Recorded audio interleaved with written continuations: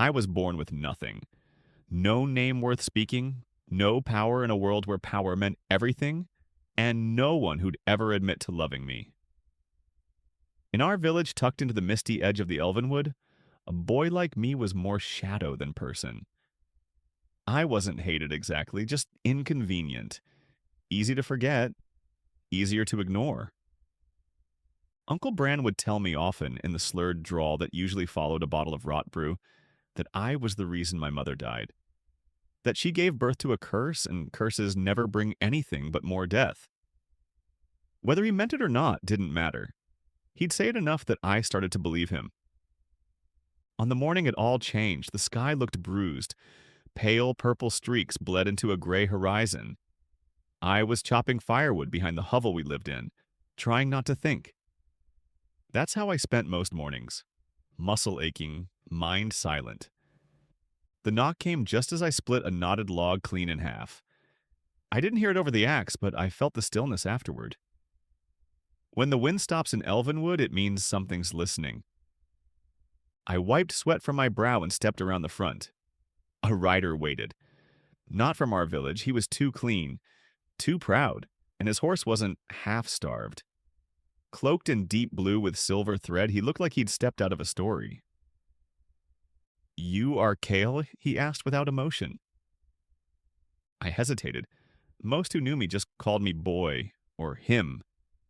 "Yes," I said finally. He handed me a sealed scroll, turned his horse, and left without another word. Dust followed him all the way down the hill, like even the earth didn't want him here. Bran snatched the scroll from my hand before I could break the seal. "What have you done now?" He read it, paused, read it again. His face, weathered and cracked like dried bark, twisted with confusion, then something like fear. "You're being summoned." "What?" "To Elendor, the capital. They want you for some labor drafting. Forest perimeter maintenance. Mandatory." He looked at me like I'd grown horns. "They only draft those with potential, not you." I stared at him. Elendor? No one from our village went to Elendor. Not unless they'd done something wrong or something very right. The next day, I left. Bran gave me a threadbare cloak and a half-filled water skin. Said nothing else. No farewell, no advice. Just turned and went back inside before the sun rose.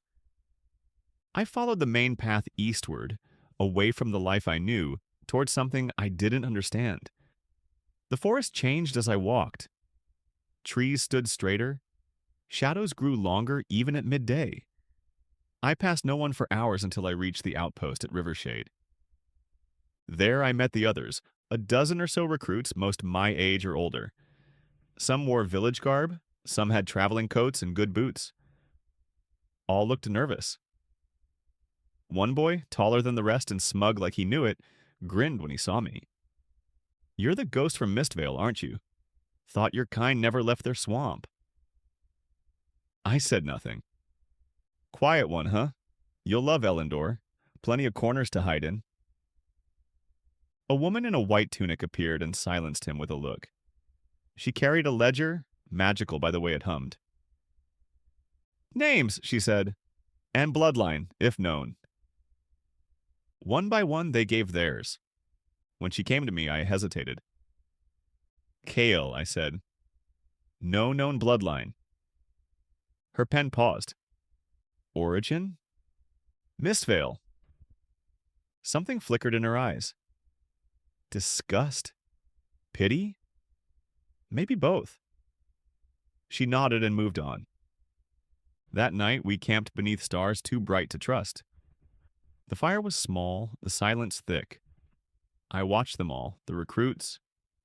They laughed nervously, swapped lies about who their parents were or what they'd be doing in Elendor. Training to be scouts, maybe. Guards. One claimed he might even be chosen for the Sky Watchers, elite riders who patrolled the upper canopies on spirit-touched stags. I knew better. We were here to serve, to be used. In the morning we marched, not with soldiers, but with precision. We were led through the Vale path, a trail of silvery dust only visible at dawn. I'd never seen it before, none from Mistvale ever had reason to travel this far east. Elendor appeared like a dream sharpened into blade. Towers carved from living crystal rose into the clouds. Bridges spun like spider silk connected one district to the next. Music drifted on the wind, low and sad. The gate swallowed us whole. Inside, everything moved too fast. We were processed, measured, scanned, marked. A glyph burned briefly on the inside of my wrist before vanishing. The guide, a bored-looking elf with hair like liquid gold, informed us that it was a trace marker. "So we don't lose you," he said with a smile that didn't reach his eyes. They split us into groups. I was assigned to Unit 6. There were 4 of us, myself, the smug boy from earlier, whose name turned out to be Ren, a girl with sharp eyes and a sharper tongue named Myra, and a silent, muscular half-elf named Joran. Our quarters were simple. Stone beds with woven mats, a shared basin, no privacy. Our task?